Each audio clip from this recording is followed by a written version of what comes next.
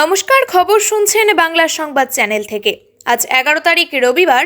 জানাবো আজকের 20টি গুরুত্বপূর্ণ তাজা খবর। শুরুতেই হেডলাইন্স। শুভেন্দুর জেলায় তৃণমূলের নেতাকে ল্যাম্পপোস্টে বেঁধে গণপিটুনি, তারপর যা হলো। ভোটের আগেই ডিএ ইস্যুতে বিরাট পদক্ষেপ, অবশেষে ভাগ্য খুলছে বাংলার সরকারি কর্মীদের। জলপাইগুড়ির গর্ব, চাষের ঘর থেকে কোটি টাকা চাকরি পেলেন জলপাইগুড়ির সুমন বেরা। 26-এর আগে হাওয়া বদল বাঁকুড়ায়, অভিষেকের সবাই দল বদল 2 বিজেপি নেতার। ফের ভয়াবহ বিস্ফোরণে কাঁপল চম্পাহাটি, উড়ল ছাদ, অগ্নিদগ্ধ কলকারখানার কর্মীরা। 7 লাখ বা 12 লাখ নয়, এবার বাজেটে আরো আয়কর ছাড় দেবে সরকার। জানি উত্তর দেবেন না, জ্ঞানেশকে ফের চিঠি মমতার। বারবার অনুরোধ, কারোর কানেই পৌঁছায়নি, কোর্ট রুমে ঠিক কি হলো, যা বললেন বিচারপতি।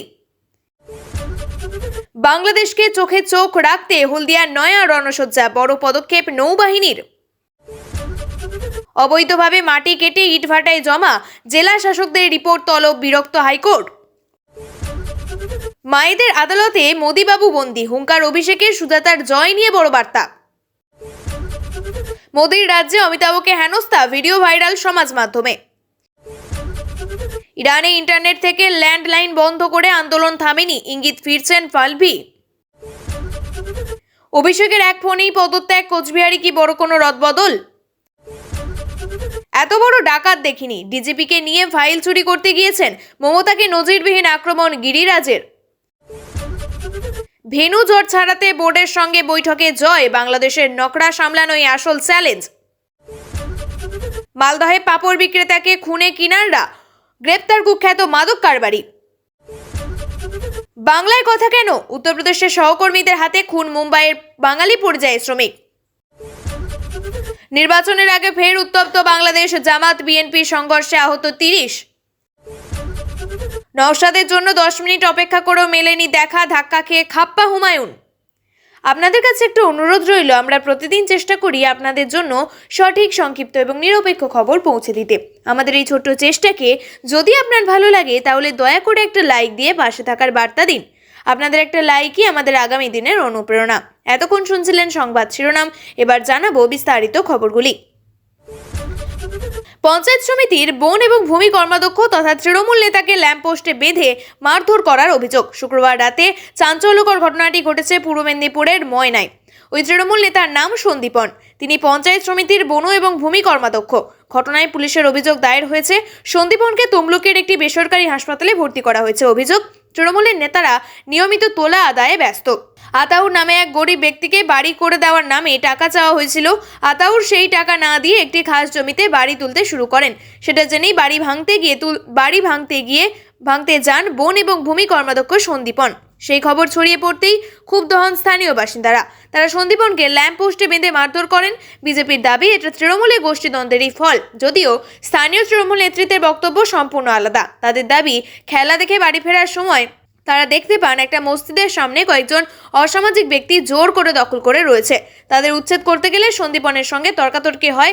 এরপরেই তাকে ল্যাম্পপোস্টে বেঁধে মারধর করা হয়। জখম অবস্থায় সন্দীপনকে উদ্ধার করে প্রথমে ময়না গ্রামীণ স্বাস্থ্যকেন্দ্রে নিয়ে যাওয়া হয়।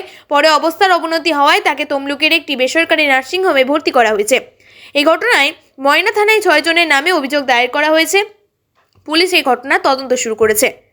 কড়া নাড়ছে ভোট, তার আগে বকেয়া ডিএ, বেতন কমিশন, শূন্যপদে নিয়োগ সহ একাধিক দাবিতে রাজ্য সরকারের উপর ক্রমাগত চাপ বাড়াচ্ছে রাজ্যের সরকারি কর্মীরা। সম্প্রতি এ নিয়ে রাজ্যপাল সিভি আনন্দ বোসের হস্তক্ষেপ দাবি করেছে সংগ্রামী যৌথ মঞ্চ।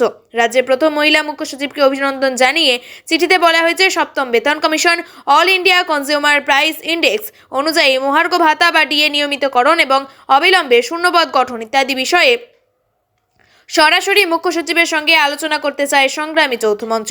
বেশ কিছু বিষয়ে বিস্তারিত আলোচনা করতে চেয়ে মুখ্য সচিবকে চিঠি দেওয়া হয়েছে। চিঠিতে কর্মচারী এবং শিক্ষকরা যাতে ন্যায্য এবং সংশোধিত বেতনের সুবিধা পেতে পারেন সেই জন্য 7ম বেতন কমিশন গঠন করার দাবি জানানো হয়েছে। উল্লেখ্য, 6ষ্ঠ বেতন কমিশনের মেয়াদ শেষ হয়েছে 2025 সালের 31শে ডিসেম্বর। এই আবহে নয়া পে কমিশনের জোরালো দাবি তুলেছেন সরকারি কর্মীরা।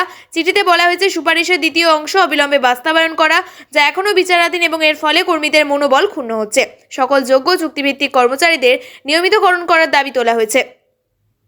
এআইসিপিআই অনুযায়ী মহার্ঘ ভাতা জমা হওয়ার তারিখ থেকে প্রদান এই নিয়ে সুপ্রিম কোর্টের রায়ে সরকার কর্তৃক গ্রহণযোগ্যতা কেন্দ্রীয় এবং বেশিরভাগ রাজ্য স্বীকৃত নিয়মের সঙ্গে সমতা নিশ্চিত করার কথা বলা হয়েছে। উল্লেখ্য হয়েছে ক্রমবর্ধমান মুদ্রাস্ফীতির বিরুদ্ধে কর্মচারীদের সুরক্ষা প্রদান নিশ্চিতের কথা। এছাড়াও সংগঠনের দাবি সরকারি অফিস এবং শিক্ষা প্রতিষ্ঠানে প্রায় 6 লক্ষ শূন্যপদ রয়েছে, সেই পদে সুষ্ঠু, স্বচ্ছ এবং সময়বদ্ধ নিয়োগ করার দাবিও তোলা হয়েছে। এর আগে রাজ্যপালকে চিঠি দিয়ে সংগঠনের তরফে ভাস্কর ঘোষ জানিয়েছিলেন তারা কথাবার্তা আলোচনার মাধ্যমে সমস্যার সমাধান চান। কিন্তু সরকার 27শে জানুয়ারি সমাবেশের পরেও কোনো ইতিবাচক পদক্ষেপ না নিলে ফেব্রুয়ারিতে হবে নবান্ন অভিযান।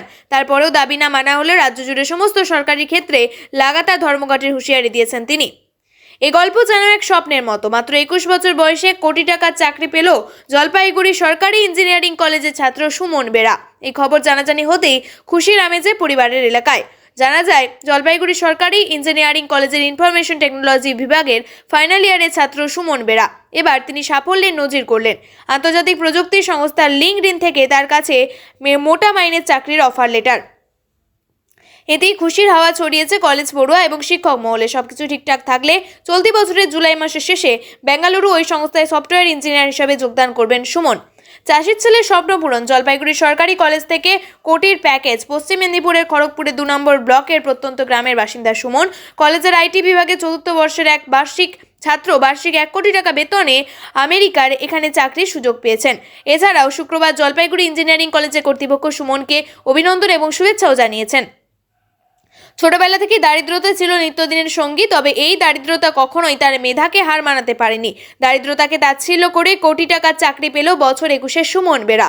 কলেজ সূত্র মারফত জানা গিয়েছে সুমনের বাড়ি পশ্চিম মেদিনীপুর জেলার খড়গপুরের অত্যন্ত গ্রামে। অন্যদিকে বাড়িতে রয়েছেন বাবা, মা এবং দিদির বিয়ে হয়ে গিয়েছে 5 বছর আগে। সরকারি আবাসন প্রকল্পের ঘর পাওয়ার মাথার উপরে ছাদ পাকা করতে পেরেছিল। আর মাত্র 2 বিঘা জমির উপরেই নির্ভর করে চলত সুমন বেরাদের সংসার। যদিও 8ম শ্রেণীতে পড়ার সময় স্কলারশিপও পেয়েছিল সুমন। প্রতি নির্বাচনের আগেই রাজনৈতিক দলগুলির নজর থাকে জঙ্গলমহলে। সেখানে তৃণমূল বিজেপির বরাবরই কড়া টক্কর। বাঁকুড়া, পুরুলিয়ার মতো জেলায় ঘাসফুলের দাপটের মাঝেও গেরুয়া ঝড় ভালোই। গত লোকসভা, বিধানসভা ভোটে জঙ্গলমহলের এই সমস্ত জেলায় বিজেপি আসন প্রাপ্তিতে তৃণমূলের চেয়ে কিছুটা এগিয়েছিল। তবে 26-এর বিধানসভা নির্বাচনের আগে সেখানকার হাওয়া ঘুরছে। শনিবার বাঁকুড়ার শালতোড়ায় তৃণমূলের সর্বভারতীয় সাধারণ সম্পাদক তথা সাংসদ অভিষেক বন্দ্যোপাধ্যায়ের সভায় তৃণমূলে যোগ দিলেন সেখানকার 2 বিজেপি নেতা। তাদের সঙ্গে নিয়ে আসন্ন বিধানসভা ভোটে বাঁকুড়ার 12/0 করার ডাক দিলেন অভিষেক। এই মুহূর্তে বাঁকুড়ার 12টি বিধানসভা কেন্দ্রের মধ্যে 5টি তৃণমূলের, বাকি 7টি বিজেপির দখলে। 26-এর বিধানসভা ভোটের আগে আবার জিতবে বাংলা কর্মসূচির আওতায় জেলায় জেলায় রণসংকল্প সভা করেছেন অভিষেক বন্দ্যোপাধ্যায়। শনিবার বাঁকুড়ার শালতোড়ায় তার জনসভা ছিল। সেখানেই দেখা গেল অভিষেকের হাত ধরে বিজেপি থেকে তৃণমূলে ফিরলেন প্রাক্তন ব্লক সভাপতি কালীপদ রায়। তুলে নিলেন দলীয় পতাকা। 2021 সালের বিধানসভা নির্বাচনের আগে তিনি বিজেপিতে যোগ দিয়েছিলেন। দীর্ঘ বিরতির পর শাসক শিবিরে তার প্রত্যাবর্তনকে তাৎপর্যপূর্ণ বলেই মনে করছেন রাজনৈতিক পর্যবেক্ষকরা। একই সঙ্গে এদিন তৃণমূলের পতাকা হাতে তুলে দলে যোগ দিতে দেখা যায় বাঁকুড়া পুরসভার 7 নম্বর ওয়ার্ডের নির্দল কাউন্সিলর দিলীপ আগরওয়ালকে। সরাসরি তাদের নিয়ে না বললেও জনসভায় অভিষেকের বক্তব্য, কোনো ভদ্রলোক, ভালো লোক, শিক্ষিত লোক, মার্জিত লোক লোকসভায় লোক বিজেপি করে না। চম্পাহাটির বাজি কারখানায় ফের বিস্ফোরণ। শনিবার দুপুরে পরপর বিকট শব্দে কেঁপে উঠল গোটা এলাকা। গুরুতর আহত হয়েছেন 4 জন। আহতদের মধ্যে একজনের অবস্থা আশঙ্কাজনক। চম্পাহাটির হারালে ওই বাজি কারখানায় 4বার এই বিস্ফোরণের শব্দ শোনা গিয়েছে বলে স্থানীয় সূত্রে জানা গিয়েছে। বিস্ফোরণের পর আশঙ্কাজনক অবস্থায় আহতদের দ্রুত হাসপাতালে নিয়ে যাওয়া হয়েছে। চম্পাহাটি থেকে যে ছবি সামনে আসছে তাতে বোঝা যাচ্ছে বিস্ফোরণের তীব্রতা ঠিক কতটা ছিল। দেখা যাচ্ছে একটি বাড়ির ছাদ উড়ে গিয়েছে, কারখানার একাংশ ভস্মীভূত হয়ে গিয়েছে, একটা আস্ত গাছ উড়ে গিয়েছে। চম্পাহাটিতে এমন বিস্ফোরণের ঘটনা প্রথমবার নয়। বারবার সতর্ক করা সত্ত্বেও এই ঘটনা কিভাবে ঘটলো তা প্রশ্ন উঠছে। জানা যাচ্ছে এইসব কারখানায় বারুদের পাশাপাশি প্রচুর পরিমাণ দাহ্য পদার্থ রাখা থাকে। বারুদ এবং ওই দাহ্য পদার্থ এক জায়গায় রাখা হয় না, কোনো পৃথক সুরক্ষা বলয়ের মধ্যে রাখা হয় না। এই অসাবধানতার কারণেই সেই অবস্থা। দেখতে দেখতে আরও একটা বাজেট চলে এলো। অর্থাৎ গতবারের 2025 সালের বাজেটে করদাতাদের জন্য অত্যন্ত লাভজনক ছিল কেন্দ্রীয় সরকারের আয়কর। বিরাট ছাড় দিয়েছিল কর কাঠামো পরিবর্তন এনে। স্বস্তি পেয়েছিল মধ্যবিত্তরা। এবারও কি বাজেটে আবারও বড়সড় চমক দেবেন কেন্দ্রীয় অর্থমন্ত্রী নির্মলা সীতারামন? গত বছরের বাজেটে আয়কর স্ল্যাবে পরিবর্তন, করমুক্তি, আয়ের সীমা বৃদ্ধি এবং নতুন কর ব্যবস্থার উপরে জোর দেওয়ার ফলে বহু পরিবারের কারোর বোঝা কমেছিল। এবার নজর কেন্দ্রীয় বাজেট 2026-এর দিকে। তবে এই বছর বাজেটে আয়কর নিয়ে প্রত্যাশা অনেকটাই কম। আয়কর বিশেষজ্ঞদের মতে এবার বড় ধরনের আয়করের ছাড়ের আশা উচিত নয়, কারণ আগের বাজেটে উল্লেখযোগ্য সুবিধা দেওয়া হয়েছে এবং সরকারের হাতে কর আরও কমানোর জায়গা খুব সীমিত। অন্যদিকে সংবাদ মাধ্যমকে নাম প্রকাশে অনিচ্ছুক এক আয়কর বিশেষজ্ঞ বলেছেন, আগের বাজেটে যে কর ছাড় দেওয়া হয়েছে তারপর এবছর বড় কোনো ছাড় দেওয়ার সুযোগ খুবই কম। সরকারের মূল লক্ষ্য সম্ভবত নতুন ছাড় ঘোষণা না করে কর কাঠামোকে আরও সহজ এবং স্পষ্ট করা। অন্যদিকে আয়কর হার কমানোর বদলে সরকারের নতুন কর ব্যবস্থার কাঠামো আরও উন্নত করার দিকে নজর দিতে পারে। এবারের বাজেটে সরকারের একটি সম্ভাব্য পদক্ষেপ হতে পারে যেসব কর ছাড় বর্তমানে শুধুমাত্র পুরনো কর ব্যবস্থায় পাওয়া যায় সেগুলির কিছু নতুন কর ব্যবস্থাতেও অন্তর্ভুক্ত করা। বিশেষজ্ঞদের মতে এতে নতুন কর ব্যবস্থা আরও গ্রহণযোগ্য হয়ে উঠবে। এর আগে 3বার চিঠি দিয়েছেন কিন্তু কোনো পদক্ষেপ করা হয়নি বলে দাবি। ফের মুখ্য নির্বাচন কমিশনার জ্ঞানেশ কুমারকে চিঠি দিলেন মুখ্যমন্ত্রী মমতা বন্দ্যোপাধ্যায়। নোবেলজয়ী অর্থনীতিবিদ অমর্ত্য সেন, কবি জয় গোস্বামী, ক্রিকেটার মোহাম্মদ শামি এবং অভিনেতা সাংসদ দীপক অধিকারীকে হিয়ারিংয়ের নোটিশ পাঠানোর নিন্দা করলেন। হিয়ারিংয়ের নামে সাধারণ মানুষকে হয়রানি বন্ধ করার জন্য অনুরোধ জানালেন চিঠিতে। চিঠি শেষে কটাক্ষে সুরে মমতা লিখেছেন, যদিও আমি জানি আপনি উত্তর দেবেন না কিংবা ব্যাখ্যা দেবেন না, তবুও আপনাকে জানানো আমার দায়িত্ব। এসআইআর প্রক্রিয়া শুরু হওয়ার পর থেকেই বিভিন্ন ইস্যুতে সরব হয়েছেন মুখ্যমন্ত্রী। কেন মাত্র 2 মাসে এসআইআর প্রক্রিয়া শুরু হচ্ছে সেটাই প্রশ্ন তোলেন। হিয়ারিং শুরু হওয়ার পর ভোটারদের হয়রানির অভিযোগ তুলে মুখ্য নির্বাচন কমিশনারকে আক্রমণ করেন তিনি। এদিন মুখ্য নির্বাচন কমিশনারের 3 পাতার চিঠি পাঠিয়েছেন মুখ্যমন্ত্রী। অমর্ত্য সেন, জয় গোস্বামী, মোহাম্মদ শামি, দেবকে হিয়ারিংয়ের নোটিশ পাঠানো নিয়ে গত কয়েকদিন ধরেই নির্বাচন কমিশনকে তোপ দেখে চলেছে তৃণমূল। গতকাল দেবকে পাশে নিয়ে কমিশনকে খোঁচা দিয়েছিলেন মমতা। আর এদিন চিঠিতে বিশিষ্ট ব্যক্তিদের হিয়ারিংয়ের নোটিশ পাঠানো নিয়ে সরব হয়েছেন মুখ্যমন্ত্রী মমতা বন্দ্যোপাধ্যায়। প্রতীক জৈনের বাড়ি এবং তার অফিসে তল্লাশি চালাতে গিয়ে বাধা পায় ইডি। আইপ্যাকের অফিসে দীর্ঘক্ষণ ধরে থাকেন মুখ্যমন্ত্রী মমতা বন্দ্যোপাধ্যায়। বৃহস্পতিবার দিনভর সেই নাটক চলার পর শুক্রবার অন্য এক ছবি। তৃণমূল বনাম ইডির হাই প্রোফাইল মামলার শুনানি বন্ধ হয়ে যায় মাঝপথে। কোর্টরুমের প্রবল ভিড়ের জেরে শুনানি না করেই উঠে চলে যান বিচারপতি শুভ্রা ঘোষ। তৃণমূলের পক্ষে সওয়াল করার কথা আইনজীবী কল্যাণ বন্দ্যোপাধ্যায়ের। তাকে প্রশ্ন করা হলে তিনি বলেন, খুব হই হই হচ্ছিল। বিচারপতি বলছেন তিনি ওই পরিবেশে শুনানি করেন না। এদিকে বিরোধী দলনেতা শুভেন্দু অধিকারী দাবি করেছেন পূর্ব পরিকল্পিতভাবে এজলাসে ভিড় করে রাখা হয়েছিল আর সেটা করেছিল তৃণমূল। শাসক দল অবশ্যই সেই অভিযোগ উড়িয়ে দিয়েছে। এর মধ্যে যে অর্ডার কপি সামনে এসেছে তাতে বিচারপতি নিজে জানিয়েছিলেন কোর্টরুমের অন্দরে শুক্রবার ঠিক কি ঘটেছিল।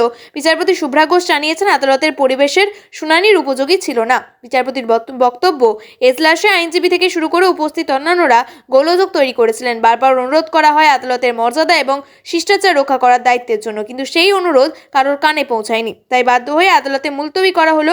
আগামী 14 জানুয়ারি নতুন করে এই মামলার শুনানির দিন ধার্য করা হলো। হাইকোর্টে শুনানি স্থগিত হয়ে যাওয়ার পর ইতিমধ্যেই শনিবার সুপ্রিম কোর্টে শুনানির আবেদন করেছে ইডি। তার মধ্যেই রাজ্যের তরফে ক্যাভিয়েট দাখিল করা হয়েছে শীর্ষ আদালতে। প্রিয় দর্শক, নিয়মিত সঠিক খবরগুলি সঠিক টাইমে পেতে সাবস্ক্রাইব করুন বাংলার সংবাদ চ্যানেলটিকে। ধন্যবাদ।